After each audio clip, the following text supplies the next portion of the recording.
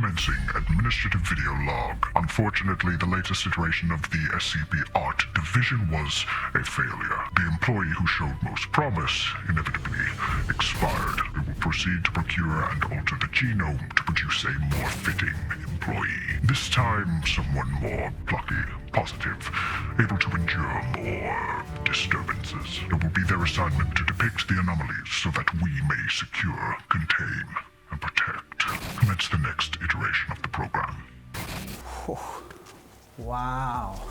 New digs. Hello everyone, I am JAZZA, new to the art department of SCP, here to secure, contain, and protect.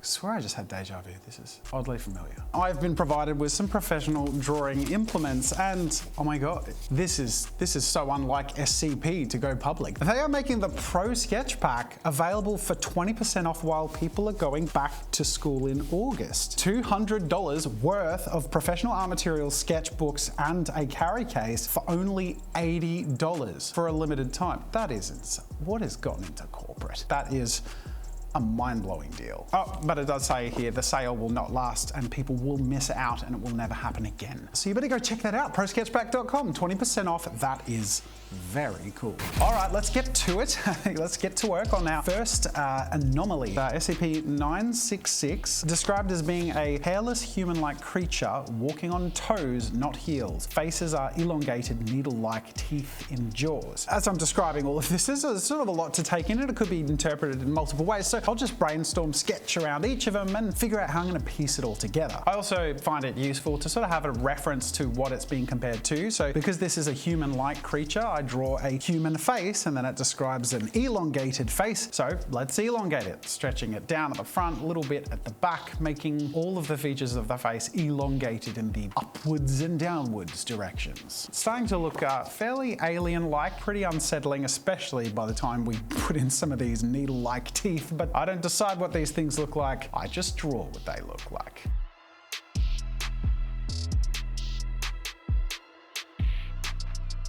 All right, next up we got the hands. These are described as having sharp but brittle claws up to 20 centimeters long. That is really long.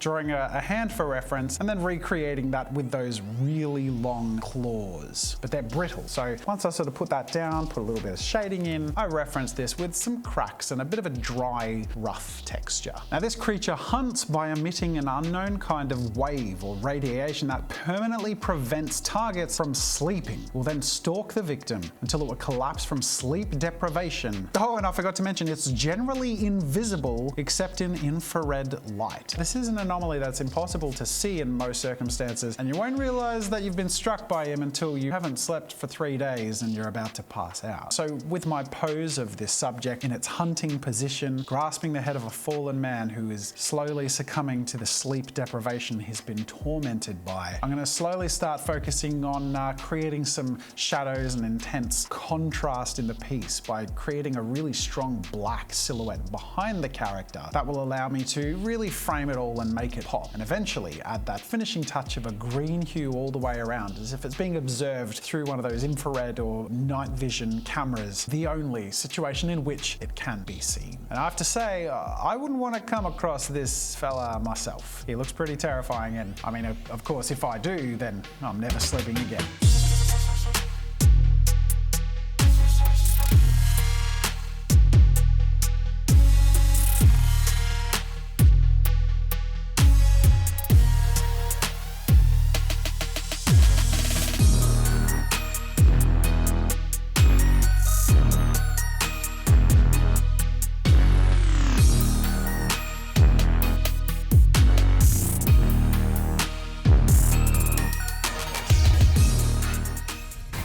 The administrative analysis of the depictions. SCP-966 as portrayed by our employee is reasonably close to the subject, but not quite garish or gaunt enough. There is a sharpness about the authentic anomaly that is not quite captured, but he still shows promise. He is, however, a little too cheerful. This environment requires a seriousness. We will produce another employee.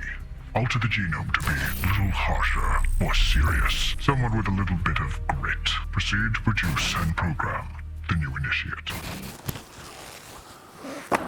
So this is the new job, huh? All right, I'm Jazza from Brooklyn, Massachusetts, and I've been recruited with the SCP department of creating the art depictions of anomalies. The f is an anomaly? But they said they'd pay me and help me get my daughter her health care. All right, what we got here? SCP-179. Let's go. Floating in space, near the sun. Bunch of wackos in this place. So I'm supposed to be drawing this human female made entirely of matte black substance unknown. What that even means, I can't tell you. Now, from everything I can see ahead on this description here, it's pretty straightforward what she looks like. So I'm just gonna jump straight into creating the artwork. No need to experiment here. It's all about the textures and tones that I can use to make this stand out. Her hair is reflective, 34 kilometers long. Gee, what's that in miles? Like 6 miles? Gee. Blown away from the sun by solar radiation, some weird space broad. Markings of alchemical astrological symbols on her body.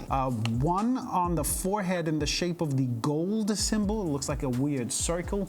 Mercury beneath the nose circling the lips. Copper in the center of the collarbone. Iron on the upper abdomen and tin on the lower abdomen. These markings are highly reflective gold color. Now, as you can see, I've been sketching ahead and I have drawn multiple arms. That's because on the tail end of this description, it says occasionally raises one arm and points at objects on collision courses with Earth. But it says SCP-179 can grow extra arms as needed. As you can see, I think she looks pretty cool. I think I nailed the description, but the trick is going to be making her look correct to the materials. We got the matte black of her body, but she is in space. So I'm going to create a different texture in the background by using the liquid graphite in the Pro Sketch Pack, adding water and giving it that sort of misty, cloudy effect, which later I can add some white droplets to and make it look like stars. So it'd be like the misty look of the galaxy behind her, but also puts it in the background so we can focus on her. And speaking of focus, man, we're going to give her some pow, some whack bam.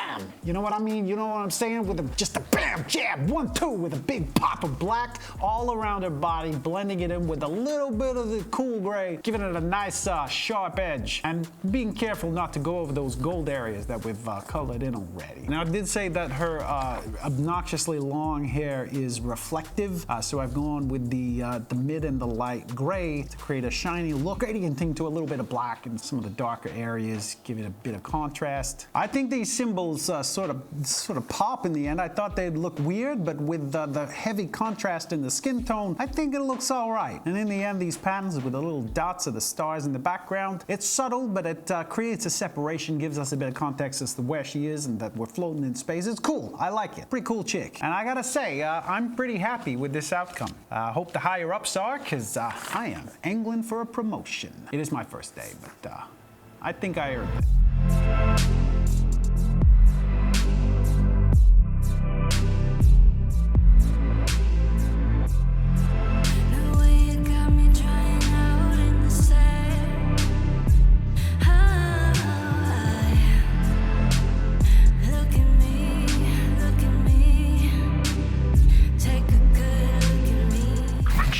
Of SCP-179's depiction, which, from our employees, is reasonably accurate. However, there are some faults. He lacks the anatomically correct depiction of the symbol of the heart over the location of the heart of the subject. Overall, I am actually rather impressed with the performance of this employee. However, I would like to produce a new one and alter the genome to be less annoying.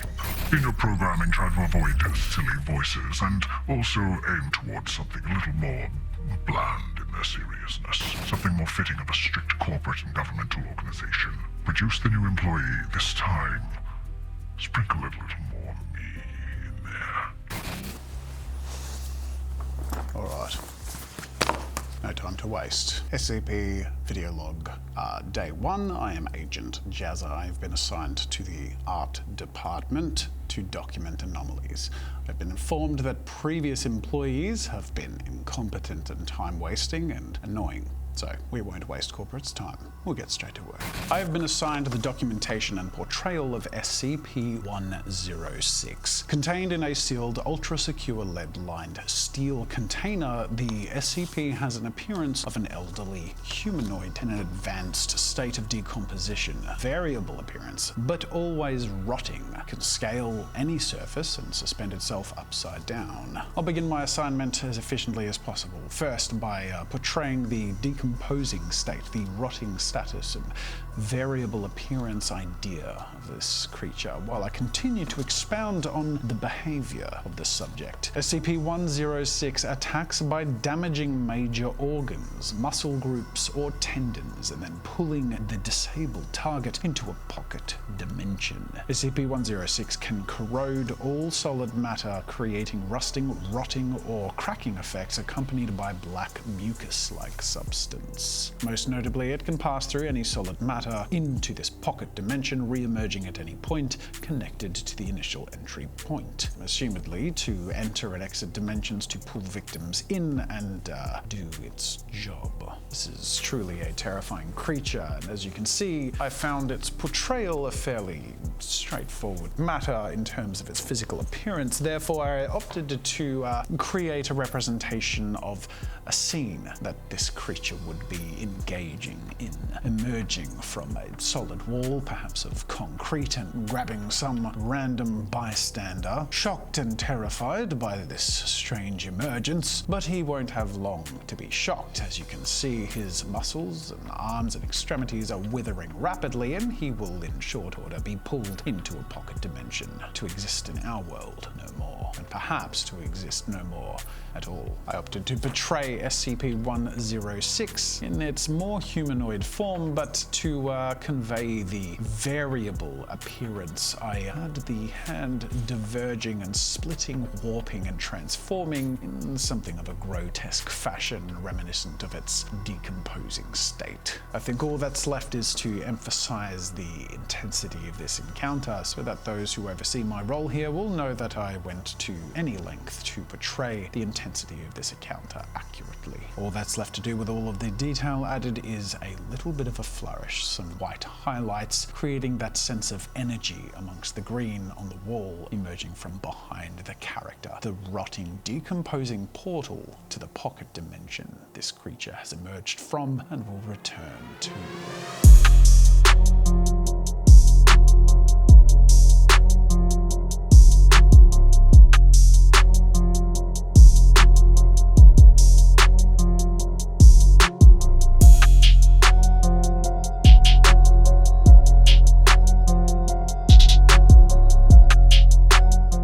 I think that is a fitting representation of SCP-106. I will, of course, be sending this off to corporate. I, of course, would be remiss if I didn't remind you watching that your ability to get 20% off of the Pro Sketch Pack will shortly come to an end, and that is not a deal you want to miss out on or take lightly. This will never happen again. And anyone who would pass up $200 worth of art supplies for only $79, well, I think they might require some observation and documentation themselves. Commencing administrative analysis of SCP-106. Yes, we're finally making progress. Commence the fabrication of more employees of such impeccable quality. At this rate, if we can produce enough members of our team of the same genome, we will probably be able to secure, contain, and protect to a rate at which we've never been able to do before. Commence the fabrication of our new employees. Something tells me these ones are going to be particularly handsome. I believe I've done my job sufficiently. Let us hope that my employer thinks so. After spending so long documenting that SCP, I can't help but wonder in what circumstances it would attack.